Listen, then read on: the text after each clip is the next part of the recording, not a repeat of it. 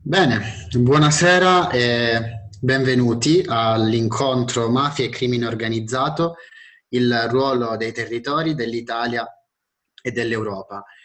Il primo di un ciclo organizzato dalla sezione del Movimento Federalista Europeo della Valpolicella. Io sarò il moderatore di questo primo incontro, mi chiamo Daniele Armellino e sono un militante della sezione di Vibo Valentia in Calabria, sempre del Movimento Federalista Europeo. Inizierei questa mia brevissima introduzione citandovi una frase del procuratore nazionale antimafia e anticorruzione Federico Cafiero De Rao. Perdonatemi, la leggerò. Non è l'arretratezza socio-economica che genera le mafie, sono le mafie a causare arretratezza, rallentando e ostacolando il paese. Ecco, Cafiero De Rao parla del paese, intendendo chiaramente tutta la penisola, tutta l'Italia, perché la pervasività delle organizzazioni criminali di stampo mafioso non da oggi ha raggiunto ogni lato della penisola, ogni lato del nostro paese. In Piemonte, in Lombardia e in Veneto la penetrazione dei clan, delle famiglie mafiose è iniziata 30, 40, 50 anni fa, a seconda della regione che prendiamo in considerazione. Il passo successivo, se volete quello definitivo e finale, che le mafie hanno compiuto è stato proprio quello di rendersi un'organizzazione criminale transnazionale, invadendo l'Europa, ma creando dei rapporti anche e gestendo traffici in tutti i continenti del nostro mondo. In particolar modo una delle organizzazioni criminali mafiose italiane, l''Ndrangheta, che ha locali in tutti e 5 i continenti. Bene, quindi parlare di mafie è importante sia da un punto di vista locale, da un punto di vista regionale, sia da un punto di vista europeo e globale, perché per poterle sconfiggere queste organizzazioni criminali, utilizzo la parola sconfiggere e non la parola combattere, proprio perché sarebbe il caso che cominciassimo anche a mentalizzarci in questo senso, no? Che non basta combatterle, bisogna provare a sconfiggerle. Per sconfiggerle queste organizzazioni criminali è necessario pensare a delle risposte che non siano locali, che non siano regionali, che non siano nazionali, ma che siano in primo luogo, e noi federalisti siamo qui per questo, anche europee, ma poi anche in un futuro, spero non tanto lontano, mondiali, globali. È importante parlare di mafie poi in questo periodo particolare, un periodo di emergenza sanitaria, un periodo di crisi sanitaria, che però ha in sé anche dei risvolti di crisi sociale, di crisi economico-finanziaria che ci portiamo da tempo in memoria ormai appresso, di crisi di sistema. Ecco, in questa situazione di emergenza pandemica, le mafie stanno trovando il terreno di coltura adatto per estendere ancora di più i loro affari illegali e illeciti. Sono moltissime le aziende, soprattutto piccole e medie, che in Italia tra aprile e settembre del 2020, dello scorso anno, hanno cambiato di proprietà. Dei cambi di proprietà a volte chiaramente normali, fisiologici, molto spesso di carattere sospetto, perché il welfare sociale portato avanti dalle mafie in questi mesi è stato estremamente concorrenziale rispetto a quello portato avanti e sviluppato dallo Stato. Ecco, non la voglio fare molto lunga, però è importante, stasera proveremo a parlarne anche, ragionare su un altro elemento quando si discute della lotta, della lotta contro le mafie. Cioè non è soltanto una questione di repressione, è anche innanzitutto una questione di prevenzione. E qui abbiamo, ho con me stasera quelli che saranno i nostri relatori, i nostri ospiti, che Uno dal punto di vista più europeo, è un militante federalista, l'altro da un punto di vista più politico e dell'impegno sociale, si battono proprio per tenere insieme questi due elementi, no? Quello della repressione, che bisogna reprimere, no? I comportamenti e le azioni mafiose, ma anche quello della prevenzione. Ecco, Roberto Fasoli è membro della Commissione Consultiva Nazionale di Avviso Pubblico, un'associazione che raggruppa enti locali e regioni e che si occupa di fare informazione, formazione civile contro le mafie, sempre mantenendo il focus su questi enti pubblici. E Avviso Pubblico da questo punto di vista è all'avanguardia nella lotta alle mafie, non soltanto nell'ottica della repressione, ma soprattutto della prevenzione e dell'informazione, no? Perché la conoscenza, mai come in questo caso, è potere.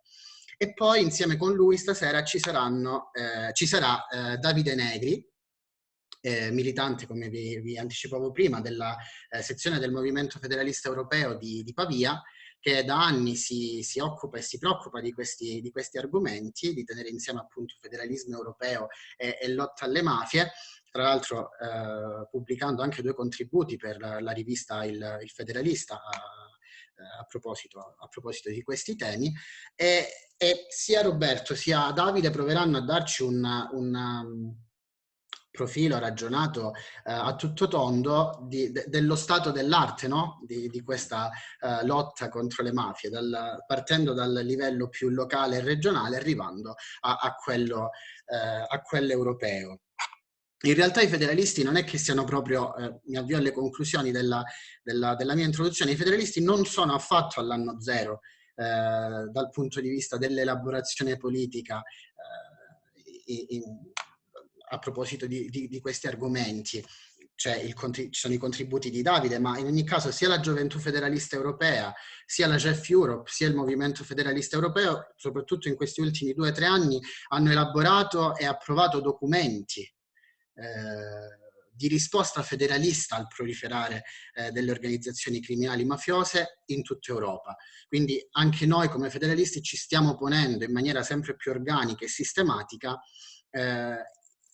il problema di come affrontare queste organizzazioni che minano le basi sia della nostra economia, sia della libera concorrenza, sia dello Stato di diritto e delle nostre democrazie. Quindi non perderei altro tempo non vi farei perdere anzi altro tempo con le mie parole. Vi spiego brevemente come andranno le cose. I relatori avranno più o meno 20 minuti per esporre le loro relazioni, li aiuterò io a portarle avanti, in qualche modo proveremo a fare una relazione un po' dialogata e interattiva, poi ci sarà spazio per delle domande. Chiunque di voi sia curioso potrà scrivere in chat, prenotarsi in chat qui su Zoom oppure su Facebook, per chi segue la diretta su Facebook, e poi i nostri relatori replicheranno e risponderanno alle vostre domande. Lascerei la parola a questo punto a Roberto Fasoli, ve lo presento brevemente, vorrei aggiungere solo altre 2 cose. Roberto non è soltanto impegnato sul versante di avviso pubblico, ha alle spalle una vita da sindacalista tra le fila della CGIL e un impegno politico sia nel Consiglio Comunale a Verona sia nel Consiglio Regionale del Veneto. Allora Roberto, ti prego di iniziare raccontandoci un attimo che cosa fa Avviso Pubblico, come vi muovete voi in questo senso. Beh, allora, innanzitutto buonasera a tutti e ringrazio il Movimento Federalista della Valpolicella per questa opportunità, di questo incontro di questa sera. Ringrazio a te per le cose che hai detto anche su Avviso Pubblico e vado subito al merito perché vorrei essere molto veloce ma allo stesso tempo abbastanza preciso. Se ci sono delle cose non chiare mi interrompi tranquillamente.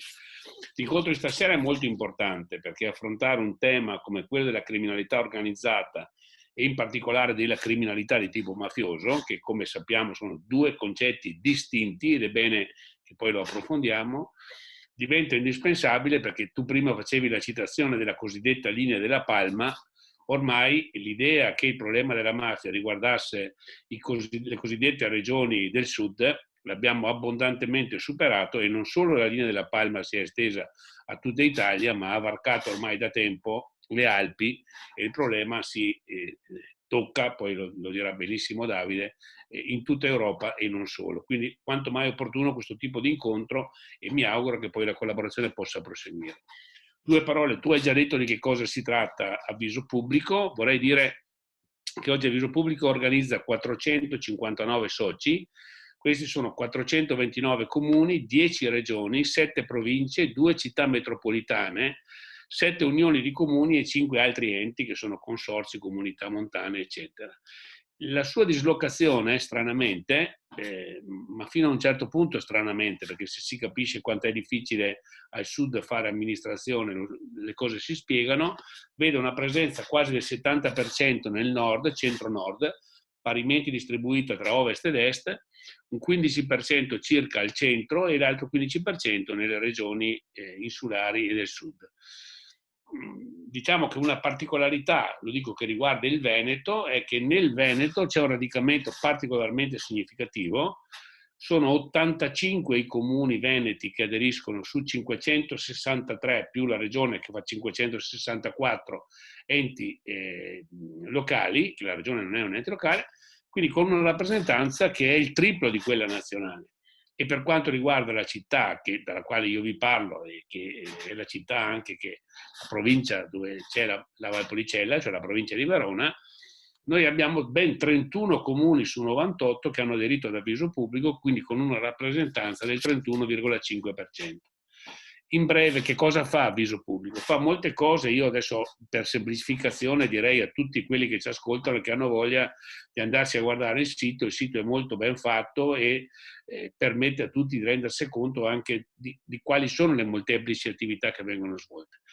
Però fa un'attività importante di osservatorio parlamentare, cioè segue tutta l'attività delle commissioni del Parlamento attorno ai temi che riguardano ovviamente criminalità organizzata e mafiosa, fa un'attività di formazione con le amministrazioni locali, importantissima, con i dirigenti, perché le caratteristiche, ne parleremo nel corso dell'incontro, della mafia, cosiddetta mafia 2.0, sono radicalmente diverse da quelle che la gente si immagina, tratte dai film o dalla letteratura che magari a scuola è stata conosciuta. Fa un'attività molto importante anche di informazione attraverso la pubblicazione di materiali, tanto ne cito alcuni, sui beni confiscati, sui comuni disciolti per mafia, un report che è arrivato alla 19ª edizione sulle minacce agli amministratori locali. Ha pubblicato un libro di grande successo sul gioco d'azzardo, che l'anno scorso ha permesso con le vendite di finanziare delle borse di studio per ragazzi meritevoli che hanno potuto, grazie appunto alla vendita del libro, fare una specifica esperienza dentro l'osservatorio. Fa un lavoro diciamo molto importante a ridosso degli enti locali per assisterli anche facendo conoscere quelle che sono le cosiddette buone pratiche. Cioè non è che ogni volta un comune deve inventare la ruota e il fuoco. Se ha un'associazione che l'aiuta, può sapere che per esempio attorno al gioco d'azzardo alcuni comuni hanno fatto delle pratiche positive, sono riusciti a contenere il dilagare delle sale giochi, hanno trovato delle formule per esempio per fare degli appalti che limitassero il rischio delle infiltrazioni di personaggi poco, diciamo, raccomandabili. Cioè, ecco, ci si aiuta moltissimo su questo termine, perché soprattutto i piccoli e medi comuni fanno molta fatica a reggere l'impatto di una criminalità pervasiva sempre più pericolosa e sempre più attrezzata. Avviso Pubblico, accanto al lavoro degli enti locali molto meritorio, naturalmente svolge un'attività istituzionale di confronto con le commissioni parlamentari, con la Commissione Nazionale Antimafia, si muove sul territorio collaborando con le forze di polizia, con le prefetture, incontriamo spesso i prefetti, eccetera, che vedono con grande favore la mobilitazione degli enti locali, perché come a tutti noti i sindaci sono i primi ad essere coscienti dei pericoli che corre un territorio. Sono i terminali più esposti per un verso, ma anche più sensibili per un altro. Attorno all'Avviso Pubblico ruotano una serie di persone che compongono la consulta della quale io faccio parte, che con il loro lavoro, il loro contributo aiutano l'elaborazione, aiutano anche nelle attività di formazione, eccetera. E poi una cosa particolare che voglio dirvi un po', in qualche modo nel sito ancora non c'è perché si sta facendo, quindi ve la vendo un po' in anteprima. Stiamo costruendo un'associazione che si chiama Amici di Avviso Pubblico, perché la particolarità di Avviso Pubblico è che non si aderisce a livello personale, è un'associazione di istituzioni, però nulla impedisce che un ex consigliere comunale o un ex consigliere regionale come il sottoscritto, come sto facendo, possa ovviamente gratuitamente collaborare con l'associazione, perché i sindaci, che sono i nostri principali terminali, sono disperati, non ce la fanno da soli se altri non li aiutano. Un'ultima cosa e ho finito, che voglio sottolineare, l'importanza del lavoro istituzionale. Guardate, accanto all'antimafia praticata dalle forze dell'ordine e dalla magistratura, accanto a questa antimafia è indispensabile che esista un'antimafia sociale, quella fatta nelle scuole, con gli studenti, nei circoli, che fa un'azione culturale di promozione, però è indispensabile che ci sia una presa di posizione delle istituzioni, le quali non possono stare a guardare, perché il tema della legalità e della lotta alla criminalità organizzata viene prima di ogni programma e prima di ogni schieramento politico. È la condizione per la buona politica, per la buona economia, per la cittadinanza. Beh, sì, sì, in effetti il punto che poni è fondamentale perché l'infiltrazione delle mafie all'interno delle istituzioni forse è il cancro più difficile da estirpare, vista anche la congiunzione molto spesso, non sempre per fortuna, ma molto spesso fra una parte della classe dirigente italiana e queste realtà qui, criminali chiaramente. Ma ecco, scendendo un po' più nel particolare, no? Quindi tu parlavi di istituzioni, ma nel Veneto, per dire, adesso arriveranno prima o poi i fondi, no? Del piano Next Generation EU, no? Le mafie sono lì in prima fila pronte a darsi battaglia, ad assaltare la diligenza. Come si muove Avviso Pubblico? Cosa ci puoi dire su questo? Guarda, allora, intanto cito un libro di due amici carissimi che hanno pubblicato sulle mafie in Veneto, che si intitola Come pesci nell'acqua. Allora, il titolo è molto evocativo, perché a domanda risponde, in un interrogatorio un mafioso dice: ma perché siete arrivati in Veneto? Perché abbiamo trovato un clima assolutamente favorevole al nostro tipo di lavoro, una disponibilità all'evasione e al superare ogni tipo di regola per conseguire un risultato che a noi rendeva il gioco facile. Allora siamo passati anche nella nostra regione, come in altre regioni del nord, da una posizione di negazionismo. La mafia non è un problema che ci riguarda, è un problema che riguarda, da noi si diceva, i terroni, guarda i siciliani, i napoletani, i campani, i pugliesi. Ma noi al massimo si poteva ammettere c'è qualche caso isolato. Si parlava di infiltrazioni mafiose, non di presenza e di insediamento. Ora questa cosa è stata totalmente demolita e tutti noi, io che ho seguito la legge regionale del Veneto, una legge importante approvata all'unanimità, non è stato semplice, però nel 2012 ce l'abbiamo fatta, ho constatato per mano, ho seguito proprio passo passo questa evoluzione degli atteggiamenti. Ora la mafia al nord corrompe, basta leggere il rapporto ANAC, si muove come un pesce nell'acqua nella società e nell'economia. Lo abbiamo quotidianamente le denunce degli imprenditori che cominciano per fortuna a prendere coraggio e ad uscire anche dalla vergogna di trovarsi a volte infilati nelle spire della mafia. Si muove nelle istituzioni, cosa che una volta non faceva, non solo più corrompendo o con la collusione, ma mettendo uomini propri e formandoli non solo con i pacchetti di voti, ma anche gestendo direttamente. Si muove nella società civile attraverso infiltrazioni nelle società sportive, cioè non c'è settore, come hanno dimostrato una ricerca molto bella fatta dal professor Parbonetti, che è vice rettore dell'Università di Padova, che ha studiato le aziende condannate per mafia, non c'è settore economico che possa dirsi a riparo, perché la mafia, dove può estrarre denaro attraverso i propri metodi, lo fa. Quindi la situazione del nord è una situazione paradigmatica, che evidenzia un aspetto importante, e tu prima facevi cenno alla pandemia, ed è stato denunciato dalla Banca d'Italia, dal Ministero dell'Interno, dalla Commissione Nazionale Antimafia, che se non si cambiano le regole, l'afflusso di 200 e oltre miliardi di euro come si prevede, almeno speriamo che arrivino e che sappiamo spenderli, rischia di essere, in assenza di un cambio di paradigma, una possibilità straordinaria per le mafie. E le prime avvisaglie le abbiamo già viste nel corso del 2020. Allora, quello che noi abbiamo anche detto come avviso pubblico e insieme ad altre associazioni, poi ne voglio parlare nell'ultima parte quando cercherò di fare anche delle proposte operative, perché lo scopo anche di questi incontri è di far conoscere, ma di non trasmettere l'idea che il nostro avversario sia invincibile. Tu hai fatto prima una bellissima precisazione: prevenire, combattere, sconfiggere anche. Cioè non è che facciamo come De Coubertin con le mafie e partecipiamo, cioè noi vogliamo fare un'operazione che porti dei risultati.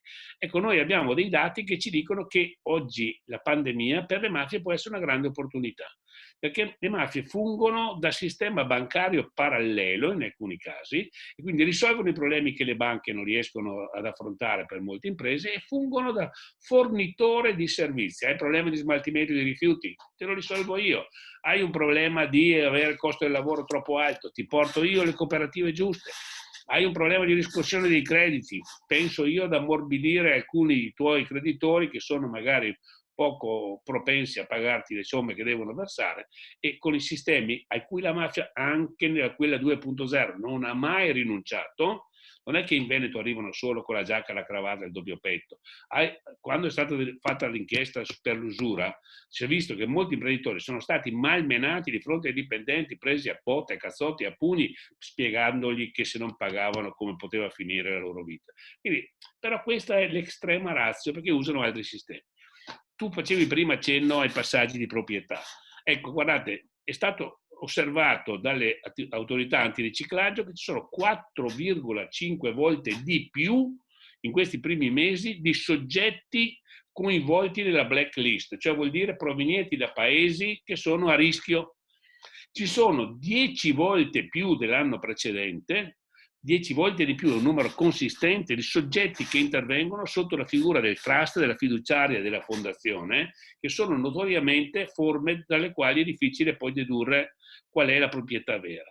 Cioè noi abbiamo la presenza, c'è uno studio molto bello di due professori dell'Università di Padova, Michele Fabrizi e Antonio Parbonetti, che spiega come le mafie hanno costituito in questi giorni, in questi mesi, una serie di aziende che fungono da cartiere. Lo dico un po' perché la gente che ci ascolta capisca come funziona. Io, imprenditore, ho bisogno di soldi. Non è che vado dal mafioso, il quale me li dà, qualche volta succede, incartati nel sacchetto del pane, ma me li dà anche tranquillamente sotto forma di un servizio che io gli pago. Cioè lui mi fattura un servizio che non mi ha mai effettivamente fatto, e in quella maniera lì gli arrivano dei soldi che contemporaneamente si ripuliscono. Ci sono oggi quindi delle forme assolutamente innovative, presidiare le quali è importantissimo. È cresciuta tra tutti i reati, l'unico reato che è cresciuto, nonostante la percezione della gente che pensa che ormai ogni giorno ci siano rapine e sparatorie, l'unico reato che è realmente cresciuto è l'usura del 6,5%. E soprattutto ci sono dei dati che ci dicono che bisogna stare attenti. I prefetti stanno facendo un numero enorme di interdittive. Per chi ci ascolta, l'interdittiva antimafia è che la ditta Fasoli Roberto, sospettata di essere in odore di mafia o gestita da mafiosi, viene interdittiva dalla partecipazione a gare indette dagli enti locali. Purtroppo la cosa non vale per il privato. Ci sono poi problemi legati alle operazioni finanziarie sospette, cioè vuol dire masse di denaro che non si sa da dove arrivano. Le banche sono obbligate a segnalarle alla Banca d'Italia. Bene, prima la Campania, seconda la Sicilia, terza l'Emilia Romagna, quinto il Veneto. Sono migliaia queste operazioni che ci dicono quindi che la mafia dentro la crisi del Covid rischia di muoversi con grande facilità se noi non capiamo che fretta e rapidità non sono sinonimi. Agire in modo rapido non significa agire in modo frettoloso, significa agire con consapevolezza e conoscenza dei problemi, facendo rispettare le regole, perché spesso la fretta conduce al fatto che tu affidi i lavori ad assegnazione diretta, e sappiamo quanto la pressione nei confronti degli enti locali, che sono oggetto di una pressione quotidiana, di infiltrazioni continue, di una pressione pericolosa con minacce dirette ai sindaci, questa questione diventa, ripeto, inquietante. Ecco, mi fermo qua Sì, perché sono sì, delle cose importanti scritte. fai benissimo a fermarti perché a questo punto, dopo questa analisi, che mi sembra abbastanza completa e abbastanza preoccupante soprattutto, eh, possiamo fare un po' una sintesi dicendo che in realtà ovunque pecunia non olet, no? Cioè queste organizzazioni criminali mafiose hanno una quantità di denari da reinvestire nell'economia legale e quindi da riciclare che fanno gola a tutti, dal Veneto, non parlo della Calabria perché da noi la situazione è completamente diversa, ma dal Veneto alla Lombardia, al Piemonte, al Lazio, al resto d'Europa, poi ce ne parlerà Davide, questa massa di denari fa gola a tutti e quindi i mafiosi possono avere gioco facile. Rimangono 3-4 minuti, non di più. Ce la faccio. Se appunto, come dicevi tu stesso, andassimo al di là dell'analisi, provassimo a fare delle proposte, avviso pubblico come si porrebbe? Guarda, io concludo in 3-4 minuti, ce la faccio. Vi dico due cose importanti perché, ripeto, un concetto che ho detto prima, bisogna evitare di pensare che questo nemico sia invincibile, bisogna conoscerlo ed avere strumenti adeguati per combatterlo. Questo ce lo raccontavano Falcone, Borsellino, tutti quelli che sono occupati del problema. Ora, tra le altre cose, oltre a quelle che spiegavo prima, Avviso Pubblico si è resa protagonista assieme ad altri nel maggio dello scorso anno della promozione di un documento che trovate sul sito di Avviso Pubblico che si chiama Giusta Italia, patto per la ripartenza. Questo documento importantissimo, a mio parere, promosso da Libera, Avviso Pubblico, Lega Ambiente, Arci, Acri, Agesci, Azione Cattolica e Avanti, Unione Inquilini, Axi, Acli, CGL, Cisluil, cioè un insieme di forze estremamente importante, ha raccolto in 18 punti, suddivisi in 3 capitoli, una serie di proposte presentate al Parlamento e alle forze politiche e al governo ovviamente, per evitare che la pandemia diventi una terra di bengodi per le mafie. E ha affrontato nel primo capitolo il tema dei diritti sociali. Attenzione, ricordate la vecchia intervista del generale Dalla Chiesa Giorgio Bocca prima di essere ammazzato, quasi profeticamente, diceva: se noi non sapremo spiegare alle persone che i diritti non sono favori, noi lavoreremo per le mafie, quando sapremo farlo le avremo sconfitte. Quindi il tema della lotta alla legalità non può essere disgiunto al tema della giustizia sociale, quindi all'affermazione dei diritti fondamentali, della salute, del reddito, della sicurezza. Questa cosa qua è raccolta in una serie di punti che sono indicati nel primo capitolo in 7. Il secondo punto riguarda tutto il tema degli appalti, come dicevo prima. Bisogna stare attenti che la velocità alla quale si auspica ci possa arrivare non si tramuti in una specie di frettolosa combinazione che supera quelle che vengono considerate pastoie burocratiche. In realtà, se tu finisci per affidare ad un'azienda che è in odore di mafia o mafiosa, poi non te la cavi più e non riesci più. Quindi bisogna assolutamente prevedere meccanismi che permettano il controllo preventivo, rafforzando anche quell'azione dell'autorità anticorruzione che in questo periodo è andata un po' in un cono d'ombra. Il terzo tema è gli aiuti alle imprese, chiedendo anche alle imprese sane di essere parte attiva in questo percorso, cioè pretendendo l'autocertificazione da parte delle imprese, perché l'impresa mafiosa che può restare fuori con soldi sporchi, che lavora in nero, che non rispetta le regole, ammazza l'impresa onesta, perché l'imprenditore onesto che rispetta le regole, e sono tanti, come si vede anche nella realtà, viene buttato fuori mercato da chi può agire usando anche un mazzo di carte truccate. L'ultima cosa che voglio dire, lasciatemi ancora un minuto, vi chiedo scusa ma sarò velocissimo, è anche in Europa, ne parlavo prima in preparazione di questo incontro nei giorni scorsi con Davide, si potranno fare molte cose. Adesso io ho letto le cose che ha scritto Davide, lo anticipo, sono di grandissimo interesse e quindi lo ascolterò con grande attenzione. Però credo che noi, oltre ad agire sul piano internazionale, pensando e auspicando che arrivino molte delle cose che voi come federalisti avete proposto, Io penso che anche noi come associazioni possiamo farne alcune di cose. Ve le elenco e mi fermo e spero che poi magari nel dibattito si possa approfondire. Possiamo fare dei coordinamenti internazionali tra associazioni come Avviso Pubblico, Libera e altre che ci sono sul territorio europeo per coordinare le buone pratiche che stiamo facendo. Possiamo fare incontri con i giovani a livello delle scuole e delle università e anche sperimentare tirocini internazionali in campi di lavoro sui temi come le mafie, cosa che si sta facendo, ma possiamo estenderla. Possiamo fare azioni nei confronti dei comuni, anche in altre realtà non solo nazionali, perché si sviluppino iniziative analoghe a quello di Avviso Pubblico, che non mi risulta siano diffuse a livello europeo. Possiamo agire nei confronti dei rappresentanti del lavoro, imprenditori e sindacati, per renderli avvertiti che il tema della lotta alla mafia li riguarda direttamente, e altrettanto nei confronti di questa area grigia ai professionisti che talvolta inconsapevolmente, tal'altra consapevolmente, finiscono per favorire gli affari delle mafie, agendo anche nei confronti dei consumatori. Comprare prodotti contraffatti significa lavorare per le mafie, quindi avere un'informazione responsabile. L'altro tema riguarda le banche, finisco, le camere di commercio e infine, non ultimo, il tema degli organi di informazione, i quali troppo spesso trattano la mafia con superficialità, non fanno la fatica di approfondire e di conoscere che cosa è diventata la mafia del XXI secolo, che non è la mafia dell'asinello e della lupara. Ecco, mi auguro che da iniziative come questa, torno all'inizio e ringrazio veramente il Movimento Federalista e voi che avete realizzato questo incontro, possano nascere le occasioni perché anche attraverso i suggerimenti, questa non è la lista con l'articolo determinativo, è un esempio di proposte, altre ne potranno nascere, mi auguro che possa svilupparsi quella collaborazione senza la quale questi fenomeni che si muovono ben oltre le frontiere prosperano senza che nessuno li contrasti. Grazie per l'invito e grazie per l'attenzione. Ce l'ho fatta quasi in 5, dai, non in 4. Ce l'hai fatta. Benissimo.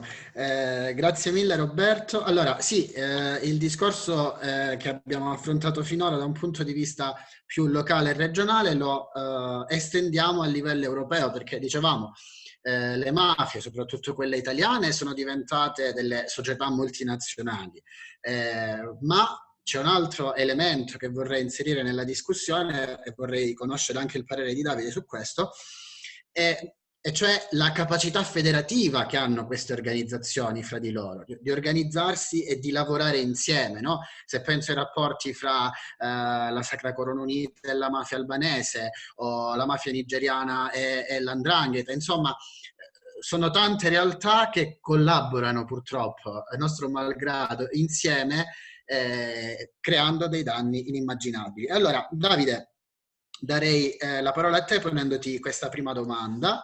Cioè, se tu puoi farci una panoramica del fenomeno della diffusione a livello europeo, del fenomeno mafioso e della sua diffusione a livello europeo, e come e chi combatte oggi in Europa le mafie. Prego. Grazie Daniele, e grazie Roberto e grazie Anna per l'invito e per aver aiutato a organizzare questo evento.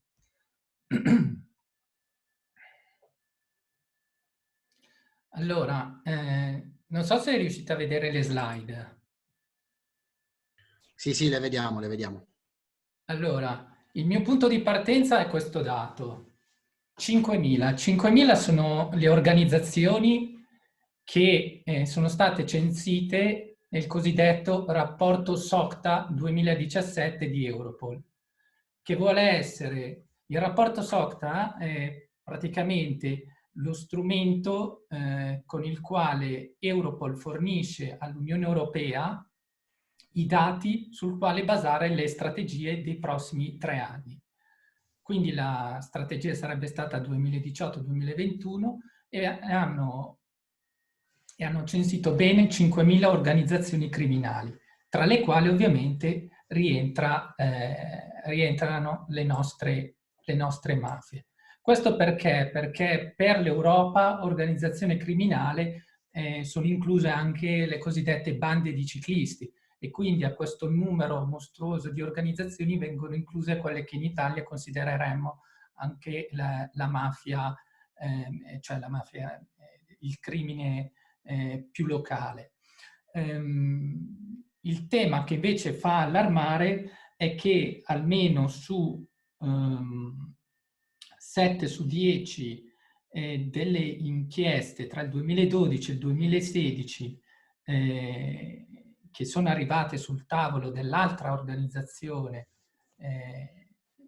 europea, l'agenzia Eurojust, ben 7 su 10 sono crimini perpetrati da organizzazioni criminali ormai transnazionali, e tra queste la maggior parte sono sono le mafie italiane, prima fra tutte la 'ndrangheta calabrese.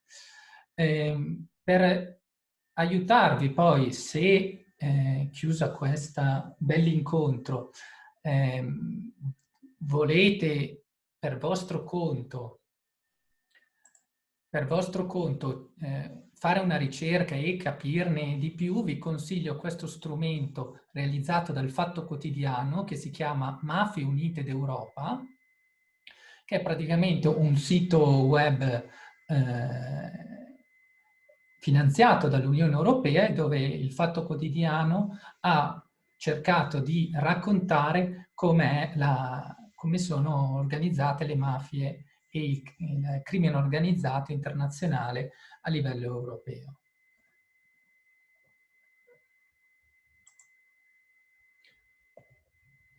Per proseguire, chi combatte il crimine organizzato e le mafie? Noi abbiamo 2 livelli. Il primo livello è fatto dagli Stati, il secondo dall'Unione Europea. Il problema è che impedisce a noi di combattere e di vincere il crimine organizzato e soprattutto evitare che diventi un problema europeo è il fatto che quasi tutto il potere di lotta è in mano agli Stati, perché gli Stati hanno la legislazione penale, corpi di polizia, magistratura e il potere giudiziario. L'Unione Europea non ha strumenti simili, perché, come vedremo poi, è un'organizzazione internazionale con poteri simili a quello di uno Stato, ma non può intervenire in materia penale in modo diretto. Questa è la parola chiave. Ha una competenza penale solo indiretta. E quindi che cosa può fare, ad esempio? Può fare armonizzazione e ravvicinamento legislativo, cioè prendere e fare in modo che le regole penali dei vari Stati siano il più simili possibile. Un solo esempio, avere un'unica definizione di organizzazione criminale. Oppure operare a livello di coordinamento giudiziario, fare in modo che i corpi di polizia e le magistrature dei vari paesi siano il più possibile coordinati per agire su un fenomeno che ormai è europeo. È per questo che sono nate agenzie come l'Europol, dove avviene coordinamento polizia e dati, l'Eurojust, coordinamento giudiziario, e l'ultima arrivata è la Procura Europea. La Procura Europea, già vi anticipo, non è un'agenzia dell'Unione Europea, è stata istituita con quella che si chiama cooperazione rafforzata. Infatti ne fanno parte solo 20 Stati dell'Unione Europea. L'ultimo strumento che utilizza l'Unione Europea è il cosiddetto mutuo riconoscimento. Cosa vuol dire? Visto che non ci può essere una decisione, sentenze, indagini penali europee, sentenze europee per combattere il crimine organizzato, cosa si fa? A livello di cooperazione si dice: tu, Stato italiano, vuoi combattere la criminalità organizzata e le mafie come decidi tu, quindi si fa una legge penale, la procura agisce, avvengono le indagini, si porta la mafia a processo, si fa la sentenza, visto che la sentenza è arrivata in giudicato, può essere applicata in tutti gli Stati. E in tema di mutuo riconoscimento, oggigiorno abbiamo due strumenti che sono nel mandato di arresto europeo e l'ultimo, infatti l'ultimo che è appena entrato in vigore e ci si attende di vedere come funziona in materia di confische. Un Cosa minuto, vuol dire? Davide. Se viene confiscato qualcosa, ordinato la confisca a esponenti della mafia italiana e loro hanno beni, immobili, titoli azionari, denaro liquido depositati in banche tedesche, francesi o immobili in Spagna, Polonia e via di andare, è sufficiente utilizzare un modulo, dire questo è l'atto di confisca approvato da una procura o da un tribunale e chiedere a quello Stato di procedere in maniera immediata. Bene, ma senti Davide, provo a porti un'altra domanda a questo punto, no? Cioè,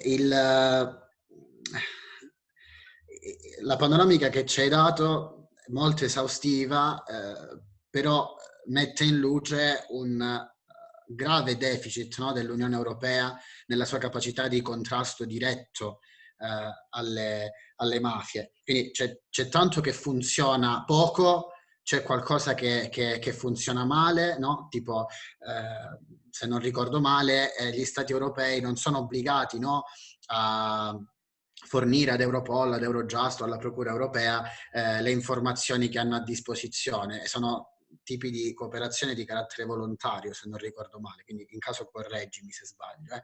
No, esatto. Esatto, quindi anche questo ancora una volta sbilancia, no, tutto il discorso dal lato degli stati nazionali. Ma c'è qualcosa Infatti, che... solo per completare proprio quello che hai detto, in Vai, questo vai. rapporto SOCTA del 2017, 5.000 organizzazioni e praticamente l''ndrangheta viene considerata una, cioè li si mette tutti allo stesso livello. E la cosa più drammatica è che in questo rapporto SOCTA sembra che il crimine europeo sul quale c'è bisogno di fare più allarme siano le rapine. E quindi cioè in questo rapporto sembra che le organizzazioni criminali dedite alle rapine siano il pericolo europeo. Questo perché? Perché c'è stato un ritardo da parte dell'Italia a fornire i dati per dare all'Europol la possibilità di dire ok, questa è è la visione d'insieme.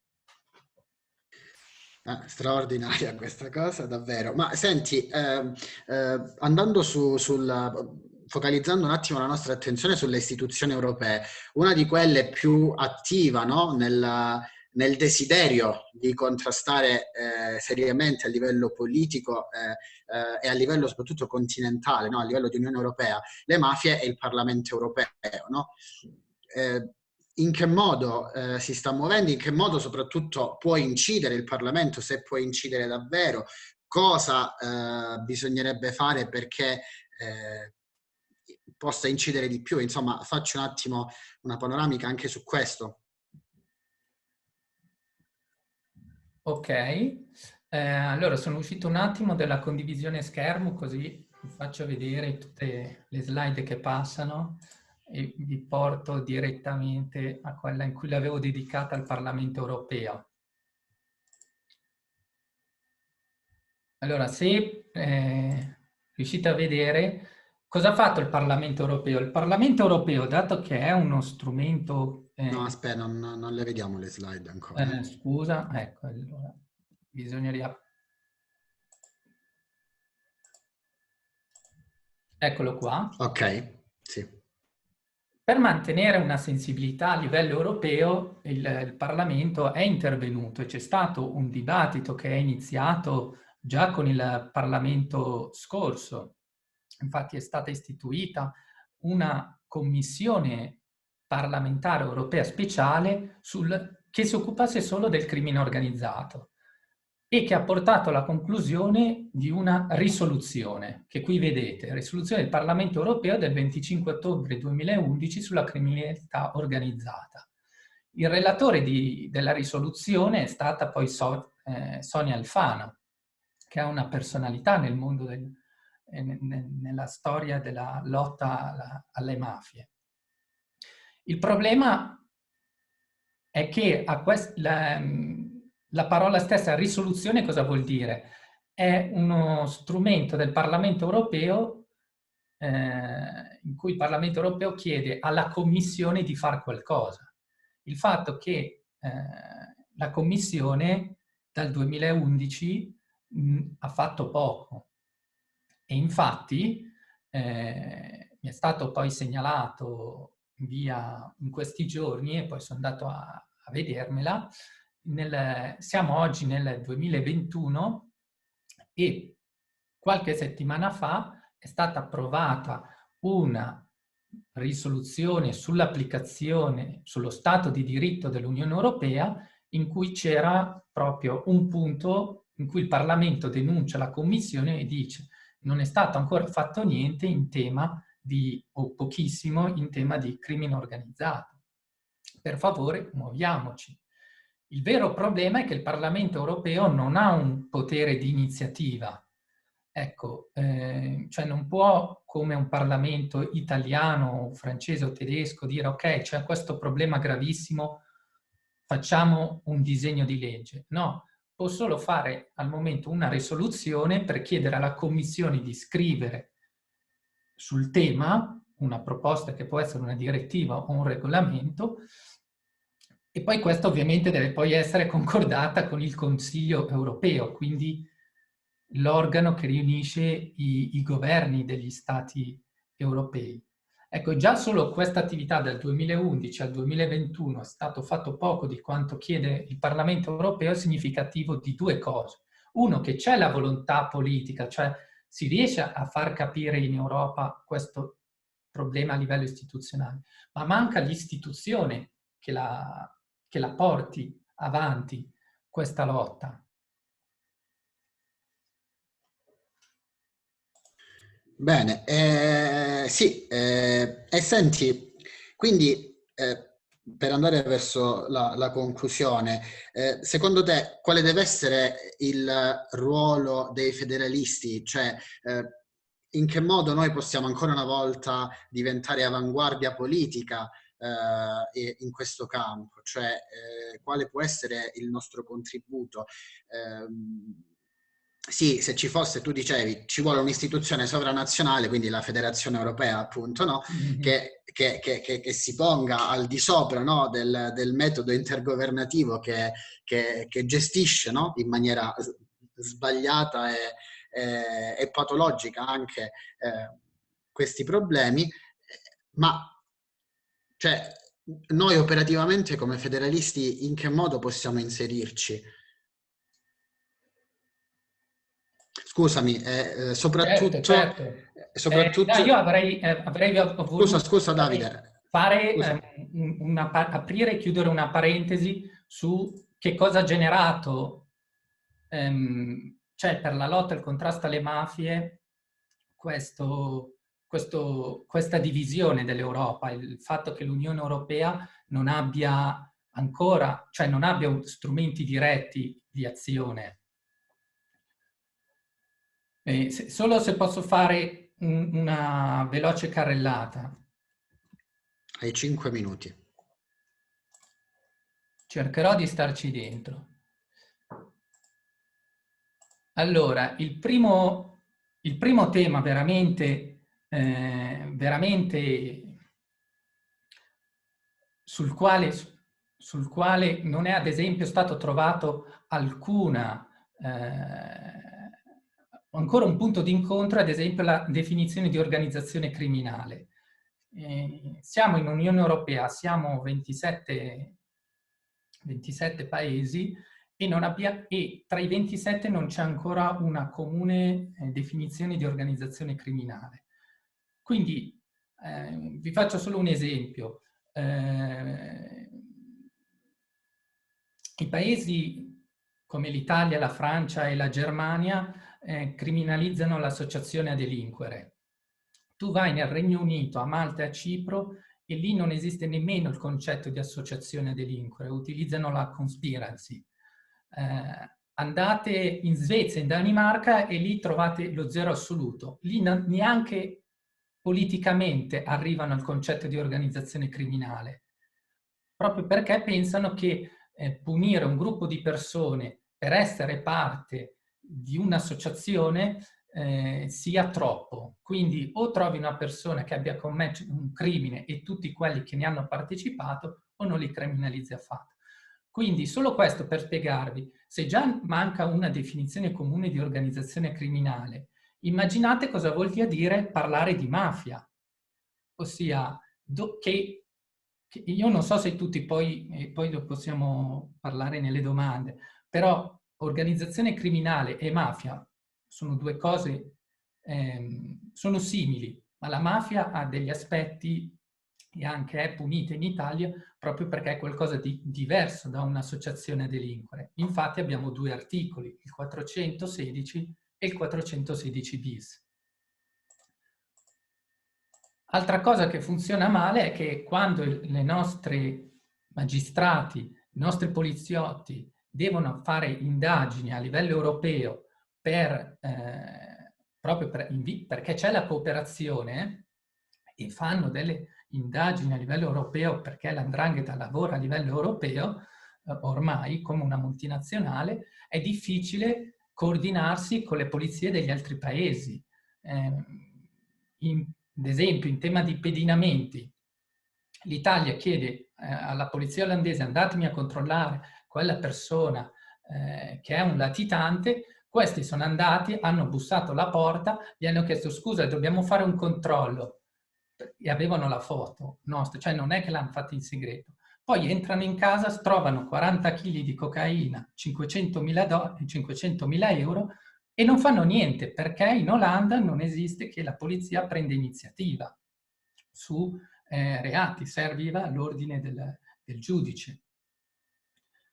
Intercettazioni telefoniche ambientali, in molti paesi ad esempio non si riesce a fare le intercettazioni sui BlackBerry perché hanno hardware e software completamente diversi e infatti sono i cellulari dei narcotrafficanti. In Germania per il tema della privacy non puoi fare intercettazioni ambientali se c'è una persona che non è prima stata identificata, quindi cosa fanno? Chiudono l'intercettazione, la riaprono quando la persona se ne va e al magistrato italiano arriva una cosa piena di buchi. Oppure non si possono fare sequestri ritardati, ossia sto seguendo lo spacciatore con 2 kg di coca, ma perché voglio fare il colpo grosso e beccare l'organizzazione dove ha accumulato 400, cioè non lo so, un deposito di cocaina che mi arriva dall'America ma sbarca ad Amsterdam. In Olanda non puoi dire ok, so che quella persona è un criminale, ma non lo arresto adesso, aspetto che mi porti al deposito o al luogo dello scambio. Ecco, no, loro procedono subito. Orari di lavoro. La gente si alza mentre sta facendo le intercettazioni perché è scattata l'ora della fine del turno di lavoro. E questa è stata una cosa che ha lasciato allibito i nostri investigatori quando operavano all'estero. E l'ultima cosa, ecco qui solo per citare, avevo già citato il rapporto SOCTA, era il tema della Procura Europea. La Procura Europea era appunto dal punto di vista italiano una cosa che poteva essere molto utile per coordinare procuratori di vari paesi a fare insieme l'indagine. Indagine non vuol dire condannare una persona, cosa che rimane di potere solo negli stati, neanche fare un'azione penale che rimane agli stati. Fare l'indagine, cioè acquisire gli elementi che ti servono per portare una persona a incriminarla. L'Italia voleva farla sul modello della DIA, della Direzione Distrettuale, della Direzione Nazionale Antimafia, qualcosa che a livello europeo avesse un potere di indagine. Invece è passata la linea francese e tedesca per una cosa molto nazionale, in cui ogni paese poi alla fine agisse secondo i suoi schemi. Cosa ancora più grave, questi procuratori non agiscono con delle regole comuni, ossia per acquisire le prove utilizzeranno ancora ciascuno il proprio codice di procedura penale. Ecco, e quindi voi capite, se un paese come l'Italia che ha un codice di procedura che ti dà molti poteri, poi c'è un paese come la Danimarca, anzi la Danimarca è fuori, paese come la Finlandia, che ne ha pochi di poteri, c'è un dislivello di capacità. Però ecco, giusto per dire cosa funziona male, però in questi anni, grazie all'esperienza e grazie soprattutto agli strumenti del mutuo riconoscimento, è stato possibile lavorare bene con le controparti europee, soprattutto in tema di mandato di arresto europeo, gruppi di indagini comuni e si spera con le confische e i congelamenti. Mutuo riconoscimento vuol dire io ho un mandato d'arresto fatto dal procuratore italiano, chiedo alla polizia francese di arrestarmi quella persona perché so che si trova sul loro territorio. Ecco, grazie a questo strumento è stato possibile dialogare con le polizie o le magistrature degli altri paesi e fargli vedere quali sono, come si muovono i crimini, il crimine organizzato e soprattutto le mafie. Ecco, perché la cosa più importante, qui mi ricollego a quanto ha detto Roberto, è proprio la conoscenza. Negli altri paesi, a parte la Spagna che c'è più simile come esperienza storica, tema di contrasto al crimine organizzato e al terrorismo, ma negli altri paesi prima c'è da fare un'opera di conoscenza. Con la conoscenza tu arrivi alla cultura e alla cultura tu arrivi alla decisione politica. Davide, ti chiedo per davvero concludere, di... ecco, qui concludo. Si può trasferire una competenza penale a livello europeo? Al momento no. Il gravissimo scoglio che abbiamo, e qui è un problema tutto istituzionale, è che la materia penale è una materia che rientra nella cosiddetta riserva di legge. Cos'è la riserva di legge? È quella regola che esiste, è stata stabilita proprio grazie al liberalismo e alla rivoluzione inglese, che dice: io cittadino non posso essere privato della mia libertà se non c'è una regola approvata da un Parlamento che io ho votato. Questo è scritto in Costituzione, come è scritta nella Costituzione italiana. Per questo l'Unione Europea si limita a far cooperazione, armonizzazione e ravvicinamento. E tutte le corti costituzionali salterebbero, cioè direbbero questa cosa, dare potere all'Unione Europea in materia penale, non si potrebbe fare. A meno che l'Europa non si faccia Stato federale, si doti di una sua Costituzione, con tutti i crismi, e che dia una competenza penale anche minima a protezione di se stessa. Ma deve essere...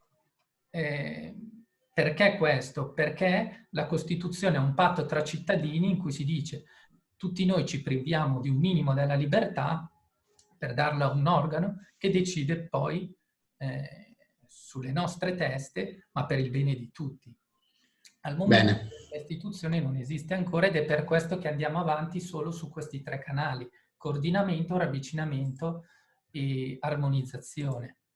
E da qui, solo per concludere, del perché è quindi importante una battaglia culturale, e qui io voglio citare che in tutti i paesi europei stanno nascendo associazioni simili a Libera, come ad esempio in Germania si chiama Mafia Nein Danke, e Libera stessa si è fatta promotrice di una rete, si chiama Rete Chance, di cui io sono venuto personalmente a conoscenza vivendo qui in Svizzera, che cerca di coordinare tutte quelle associazioni che stanno nascendo dal basso, in Germania, in Francia, in Belgio, in Olanda, in Regno Unito, contro il crimine organizzato, contro la corruzione, contro la mafia.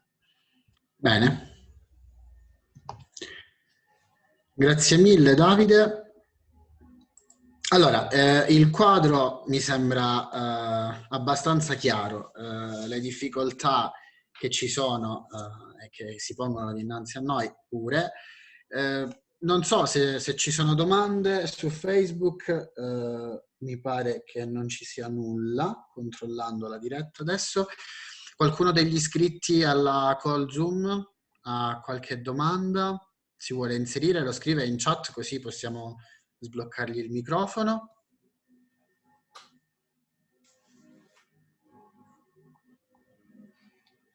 Io ne approfitto per salutare il Giorgio Guastella dell'MFE di Ragusa, col quale ho partecipato a un incontro simile in Sicilia. Ecco, infatti ringrazio soprattutto Daniele di aver accettato di introdurre e coordinare questo appuntamento proprio per mostrare come questo problema, che spesso anche noi che viviamo al nord continuiamo a viverlo al sud, ma che invece ormai tutti hanno dimostrato che è un problema più del nord che del sud. Bene, allora, grazie a te Davide. È importante che tra sezioni lavoriamo insieme e collaboriamo da questo punto di vista, proprio per fugare innanzitutto tutti i pregiudizi che ci sono ancora, no?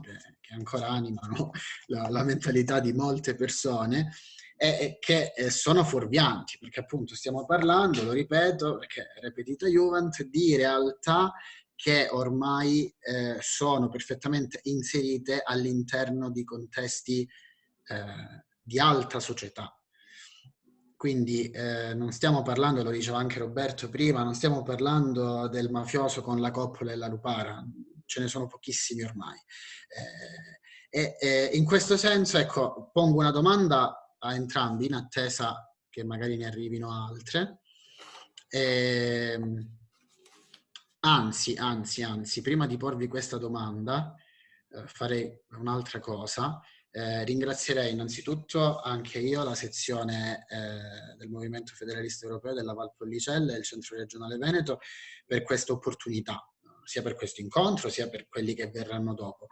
E non so se Anne vuole intervenire per un breve indirizzo di saluto.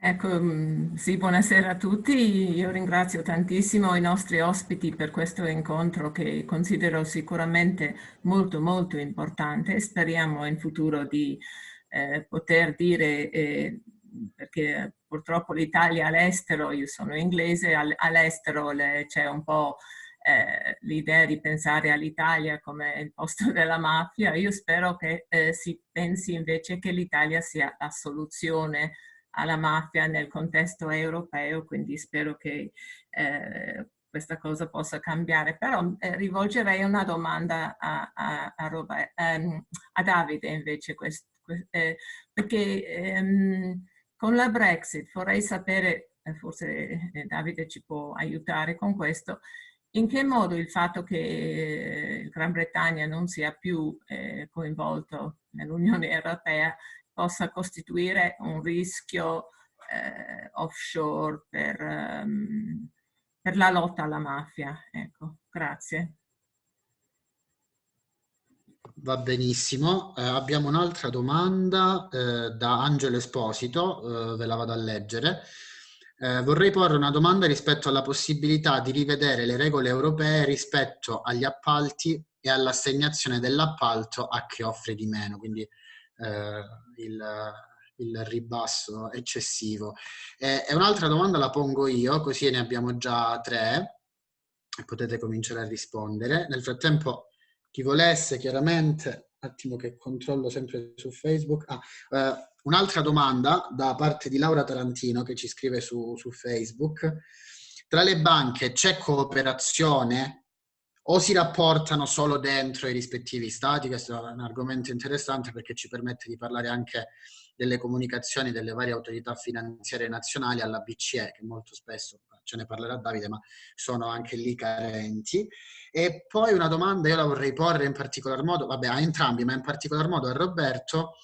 Tu prima, Roberto, parlavi della necessità, no, di creare occasioni di sinergia tra associazioni o comunque realtà sociali che si occupano, no, di contrasto alle mafie a livello europeo. Ecco, in questo senso, al di là di questo proposito nobile e importante, Avviso Pubblico si sta già muovendo in questa direzione oppure no? Farei in questo modo, se siete d'accordo, visto che altre domande non ce ne sono per ora. sono le 7:07. Cerchiamo di restare, per favore, nei 7-8 minuti per tutte le risposte. Ok? 7-8 minuti. Abbiamo un'altra domanda di Angelo Esposito, sempre. Me la sono persa. Era sui Bitcoin. Eccola qui. Quanto incidono le mafie sulle offerte in Bitcoin? Ecco, questo è un altro tema importante, no? Quello delle criptovalute, delle monete virtuali che stanno avendo sempre più incidenza, no? in questo senso. A questo punto ne metto un'altra io, un altro po' di carne al fuoco la metto pure io. Al di là del discorso che facevi tu, Davide, sulla Costituzione europea, sulla necessità di un diritto penale europeo, no? Per la riserva di legge che poi può bloccare gli arresti e via dicendo, ma non si potrebbe agire con gli strumenti che abbiamo già oggi? Tu facevi già riferimento prima alle direttive, no? della Commissione, su temi come il riciclaggio di denaro oppure i paradisi fiscali. Cioè, il problema non sono tanti paradisi fiscali extra UE, ma quelli intra UE che sono più preoccupanti ancora. E in questo anche il tema della Brexit rientra, perché i paradisi fiscali britannici a questo punto potranno svolgere un ruolo strategico fondamentale per queste realtà criminali. Allora, sono le 7:09, 8 minuti a testa per rispondere, così prima delle 7:30 finiamo e proviamo a fare un secondo giro di domande, se ce ne saranno. Lascio la parola a Roberto. Beh, anche meno di questi minuti, proprio per lasciare spazio, perché mi pare interessante. Intanto vorrei fare complimenti a Davide, perché ci ha messo con grandissima chiarezza di fronte a quali sono i problemi e ha messo in evidenza qual è lo scarto culturale che noi dobbiamo colmare. Oggi non c'è forse nessuna formazione politica a livello europeo che abbia assunto il problema della mafia conoscendo questa situazione. E quindi c'è un lunghissimo lavoro da fare, solo che bisogna pure cominciarlo. Le questioni poste rispetto alle banche, ai bitcoin, agli appalti, scontano tutte in buona parte la difficoltà cruciale che prima Davide ci mostrava. Cioè, se il Parlamento non ha legittimità per emettere dei provvedimenti che riguardano la regolamentazione di libertà fondamentali in nome di un interesse superiore, come è successo in Italia per il 416 bis, che ha definito, è stato spiegato bene prima, che tipo di particolare associazione criminale è la mafia, è evidente che noi facciamo una fatica enorme, quindi dobbiamo agire molto sul piano culturale. Leggevo in questi giorni, ho qui la pagina del giornale, è a pagina 18 di Repubblica del 31 gennaio, un articolo che mi ha fatto sobbalzare. Dice: crimine e tecnologia. Sto leggendo i titoli. Mazzette e computer. Nel portafoglio digitale c'è la nuova tangente. Le app per trasferire fondi come Google Pay, usate anche per operazioni illecite, e tracciare chi paga e chi riceve i soldi diventa molto più difficile. L'articolo poi spiega che cosa sta succedendo. Allora, attenzione, cioè, le cose per le criminalità organizzate a livello internazionale, in particolare per la criminalità di tipo mafioso, stanno andando avanti e non conoscono confini, non conoscono limitazioni. La famosa immagine prima della coppola e della lupara è superata qua dalle app, capite? Dalla possibilità di costruire aziende fasulle che permettono poi di fare pagamento, andando a togliere anche una delle poche certezze che avevamo, che la tracciabilità del denaro potesse essere in qualche modo una garanzia al fatto che gli spostamenti li potevamo poi ricostruire e attribuire una paternità e una ragione sociale e una causale. Qua rischiamo di avere spostamenti di denaro enormi senza sapere chi li ha fatti, senza sapere la causale. Quindi c'è un problema anche di attrezzare tecnologicamente, ed è un problema gigantesco che riguarda chi controlla i dati e chi detiene le banche dati e chi può intervenire, che amplia ancora di più la complessità delle questioni che prima Davide ci proponeva. Quindi io concludo, proprio per restare nei termini, lasciare ancora spazio alla tua domanda in particolare, che dicevi che cosa è disponibile a fare Avviso Pubblico. Avviso Pubblico già si è incontrata con il gruppo, per esempio, dei socialisti democratici europei, con un'udienza. ha fatto conoscere la realtà di avviso pubblico a quel livello lì ai parlamentari dei vari paesi, però siamo, lo dico, non solo disponibili, ma bisognerebbe moltiplicare per 100, per 1000 queste occasioni. Ed è evidente che per farlo serve un'iniziativa anche delle forze politiche, perché avviso pubblico che vive dei modestissimi contributi dei comuni che spesso non hanno nemmeno le lacrime per piangere, e pagare la quota di avviso pubblico per qualche comune diventa un problema al punto che si autotassano i consiglieri, è evidente che non può permettersi di girare per l'Europa per fare questo tipo di incontri. In qualche modo quindi il movimento federalista potrebbe essere un soggetto importante per sensibilizzare le forze politiche che si dichiarano, adesso tutte sono, perfino quelli che fino a ieri erano sovranisti incalliti, diventano europeisti convinti, ogni riferimento è puramente voluto alle vicende nazionali, però per muovere queste forze perché creino queste occasioni di scambio, di confronto e di dialogo, perché sono le uniche che possono permetterci poi di avere anche quella credibilità in seno agli organi internazionali che ben prima sono stati descritti, per poter passare dalle intenzioni, dalle risoluzioni alla possibilità di fare dei passi avanti sostanziali. Ecco, io insisto su questa cosa. Attenzione che il problema di fondo che Davide prima ha ben espresso non ci può frenare dal fare tutti i tentativi che sono leciti, perché hanno permesso di fare anche quei passi avanti lì che prima lui ha descritto anche in Europa sul piano del coordinamento, e di far crescere quella consapevolezza. Vi ricordate le copertine di Der Spiegel quando metteva il piatto di spaghetti con la rivoltella e dipingeva l'Italia come questa cosa? Beh, quando i tedeschi si sono trovati in casa la strage di Duisburg, ci hanno messo dei mesi a capire che era una lotta dentro l''ndrangheta e hanno provato a descriverla in altri modi.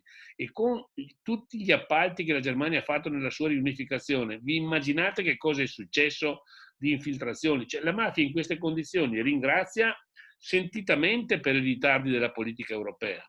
E poi, ripeto, nessuno si possa svegliare dicendo non sapevamo. Quindi iniziative come questa io spero che si possano moltiplicare, e mi auguro che grazie anche al lavoro del Movimento Federalista e delle diverse sezioni che ci stanno ascoltando o ascolteranno questa visione, possa nascere una collaborazione sempre più forte tra Avviso Pubblico, Libera, il Movimento Federalista, ma senza gelosie o quelle stupide cose di primazie. Cioè noi ci mettiamo a disposizione, punto. Puntiamo ad ottenere un risultato, non abbiamo il problema di dire l'abbiamo detto noi o di limitarci a denunciare il problema. Proviamo a vedere se con queste cose facciamo dei passi in avanti. Quindi disponibilità totale a collaborare. Grazie Roberto. Davide, hai addirittura... Disciplinatissimo, hai addirittura 10 minuti perché Roberto te ne cede 2 dei suoi, quindi mi raccomando. Vai, prego. Grazie. Allora, su ciascuno di questi temi si potrebbe fare una conferenza. Comunque cerco di essere breve. Allora, l'Unione Europea, allora, Anna parlava e chiedeva ragguagli sull'Unione Europea e il rischio di offshore, se ho ben capito, all'interno dell'Unione Europea. Diciamo che adesso che la Gran Bretagna può anche tipo fare delle cose offshore in modo molto più spinto, stanno cercando di andare verso una deregolamentazione molto spinto. A che punto può essere un rischio questo per l'UE? Allora, il tema è che deve stare molto attenta a deregolamentare troppo, perché sennò accade quello che è accaduto, ho visto io accadere in Svizzera, che le imprese evitano uno Stato che nasconde troppo, perché sennò poi è l'Unione Europea che fa dei brutti scherzi con altri trattati quando deregolamenta troppo. Ossia, se tu non sei trasparente in un settore, noi ti tagliamo le gambe in un altro settore. È facilissimo.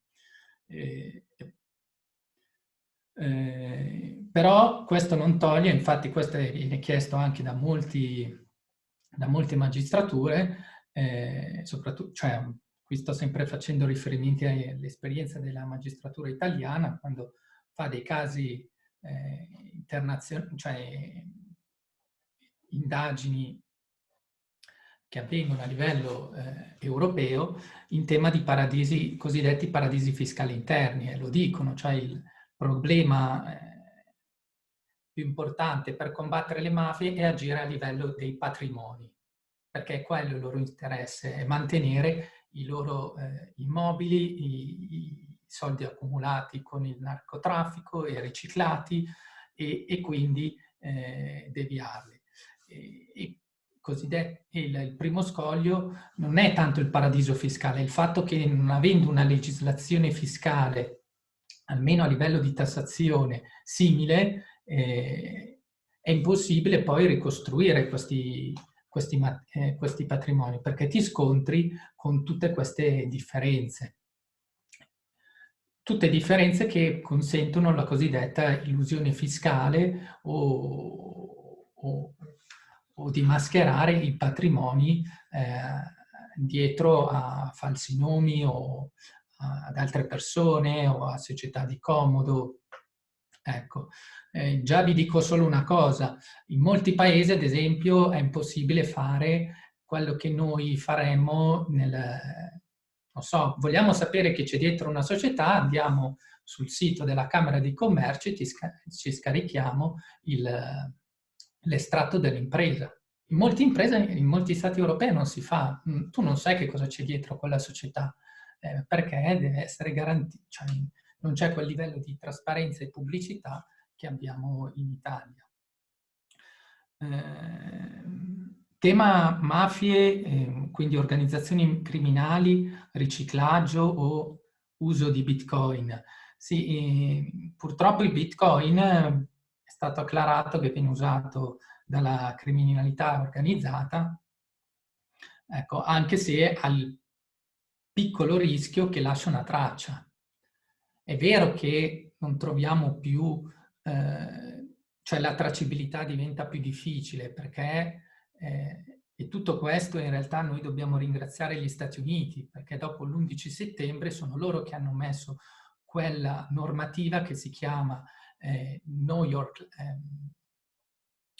Client, che obbliga a tutti gli operatori finanziari a dire chi ha trasmesso a chi il denaro.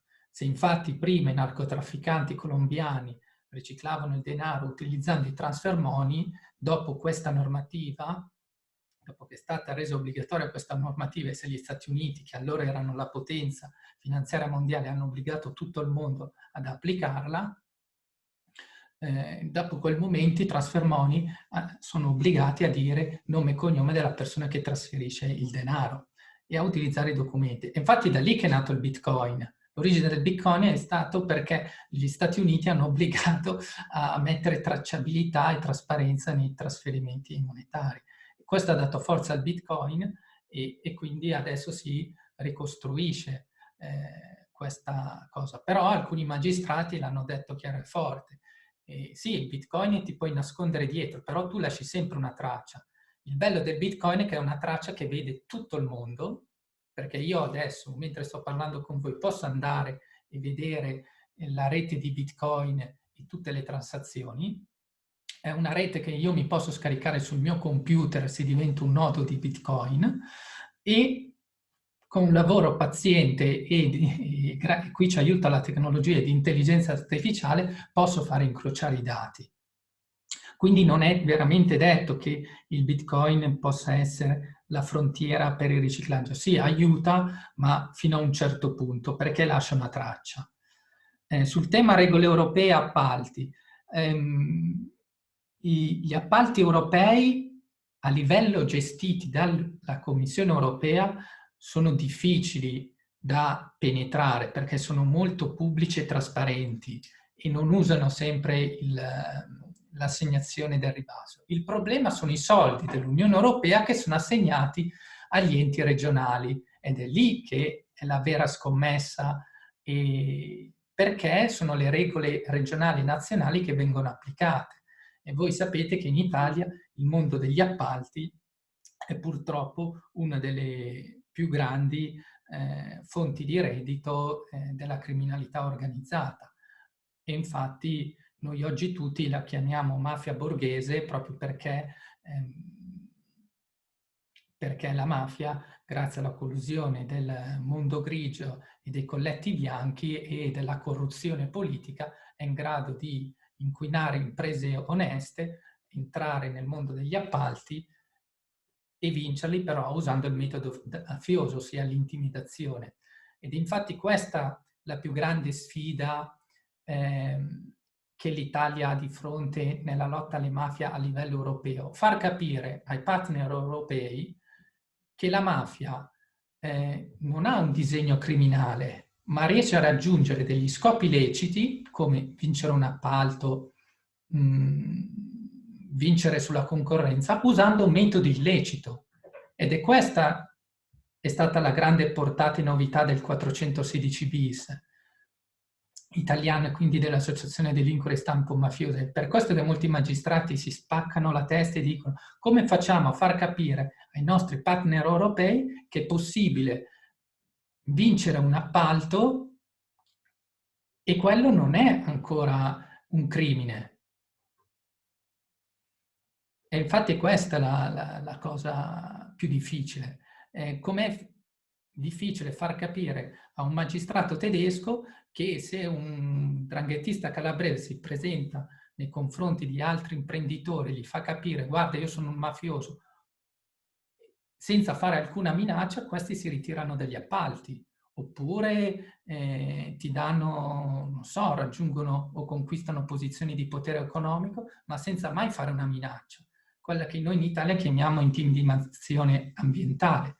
Ecco, in Germania o in Olanda o in Belgio non la capiscono, o per loro è difficile da capire e da criminalizzare, perché è un aspetto molto sociale, cosa che in Italia noi capiamo, è una minaccia. Se uno ti si presenta e ti dice: guarda, io appartengo a questa cosca, non ti minaccia, non tira fuori la pistola, semplicemente usa la sua reputazione da mafioso per farti capire che tu rischi la vita o rischi la tua impresa se ti metti nel sano gioco della concorrenza, che non diventa più sana. Ecco, e Bene. quindi per rispondere alla domanda, a livello europeo le regole ci sono, e anzi è molto pericoloso per la mafia agire a livello così europeo, perché è veramente difficile raggiungere le persone che decidono e corromperle. Perché a livello di europeo gli appalti sono decisi sempre da funzionari sempre diversi e molte volte sono estratti a sorte. Quello che loro mirano sono i soldi che l'Europa manda all'Italia o alle singole regioni, dove lì conosci chi corrompere e con chi agire, e quindi sono più che altro problemi di nostre regole. Infatti, se ci fosse uno Stato federale europeo, avrebbe una sua amministrazione che governerebbe queste risorse. Poi il tema del riciclaggio, ecco, questo è il vero punto. Assieme alle indagini, Però ti invito la a normativa sul concludere, Davide. riciclaggio è quella sul quale allo stato attuale l'Unione Europea può agire. Cioè, visto che esiste questa forte integrazione a livello europeo a partire dalle banche, per il fatto che abbiamo la stessa moneta, quindi costruire sempre di più un impianto di regole che costringe le banche, gli operatori finanziari a, come si dice, a segnalare i movimenti sospetti e quindi chiedere la collaborazione del mondo economico e imprenditoriale, ma soprattutto finanziario, è questa la grande scommessa sul quale si può già agire e si sta agendo di fatto, perché infatti siamo credo già alla quarta o quinta direttiva in materia di antiriciclaggio. Ecco, mafie, banche, sì, quindi sì, il tema sulle banche c'è cooperazione, questo sì. Ecco, l'ultima cosa che voglio segnalare è che proprio se tu parli all'estero di mafie, pochi ti ascoltano, pochi cercano di capire, però quando parli di inquinamento dell'economia da parte del denaro mafioso o di origine criminale, ecco lì già ti prestano più attenzione. Quindi ecco, la normativa sul riciclaggio in Germania infatti è andata molto avanti e aiuta molto in tal senso. Purtroppo gli stessi professori di diritto tedesco, quando si confrontano con i professori italiani, i magistrati italiani su criminalizziamo sì o no l'associazione delinquere di stampo mafioso, dicono no, purtroppo per noi potrebbe essere utilizzato in futuro per, non so, criminalizzare un gruppo di politici o un gruppo sociale interno nostro in maniera indiscriminata. Ecco, quindi se da un lato è difficile una battaglia culturale, dall'altro invece è possibile e si può fare.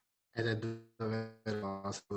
Grazie Davide. Allora, da Facebook mi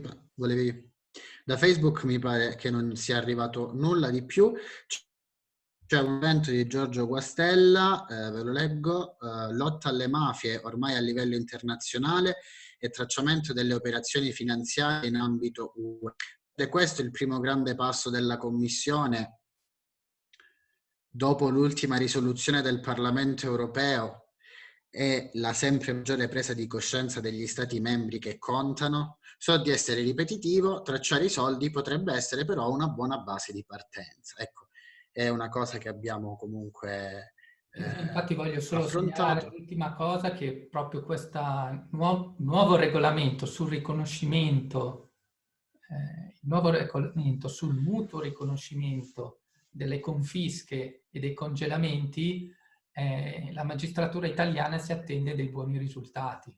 Infatti se andate a cercare, scrivete su Google mutuo riconoscimento, confische e congelamenti, trovate già una pagina dedicata del Ministero della Giustizia e degli appositi dipartimenti che danno istruzioni a tutti i questori e dicono sul sito di proprio Avviso per sollecitarne al suo del in Italia provvedimento, ma all'estero. Sul sito di Avviso Pubblico c'è la sintesi del provvedimento, la spiegazione dettagliata, lo dico anche per rendere evidente come questo lavoro, che come dicevi tu, può aiutare proprio ad eseguire quelle confische che prima erano impedite dalla mancanza di questo strumento. Ecco, però per dire l'utilità di usare i siti, cioè spesso non sappiamo nemmeno noi quanta ricchezza abbiamo nelle nostre conoscenze associative. E quindi ecco, utilizzate questi canali, perché per esempio il nostro osservatorio, appena un provvedimento esce, attraverso il lavoro di ragazzi e ragazze, di professori e di specialisti, lo fornisce sia come riferimento al testo integrale, sia spesso lo rende agibile con schede di lettura, perché a volte i provvedimenti sono anche molto lunghi e molto tecnici e non sono facilmente decifrabili se non c'è un aiuto anche che permette di comprenderne la sostanza, perché spesso fanno riferimento a disposizioni complesse delle quali non c'è immediata consapevolezza o conoscenza. Ecco, voglio dirvi, però l'ho proprio osservato anch'io in preparazione a questa trasmissione, l'utilità di questo strumento, ed è certificata dalle cose che prima venivano descritte. Bene, grazie. Davide, hai concluso? Vuoi aggiungere qualcos'altro? No. A posto? Le conclusioni. Ti ringrazio. Anna, se sei d'accordo, mi avvierei a concludere. Certamente, ora mi sembra che sono già le 7:30 passate, è stato un incontro veramente grande secondo me, spero che potremo farne ancora e spero, come ha chiesto Roberto, che potremo tutti collaborare con tutti i federalisti per portare questi aspetti alla presenza di tutti. Ecco, quindi per questo ringrazio tutti, ringrazio in particolare Daniele per aver condotto in modo efficientissimo l'incontro e Roberto per tutto il suo impegno e Davide anche per tutte le sue conoscenze giuridiche. Veramente di cuore vi ringrazio, vi saluto e alla prossima. Arrivederci.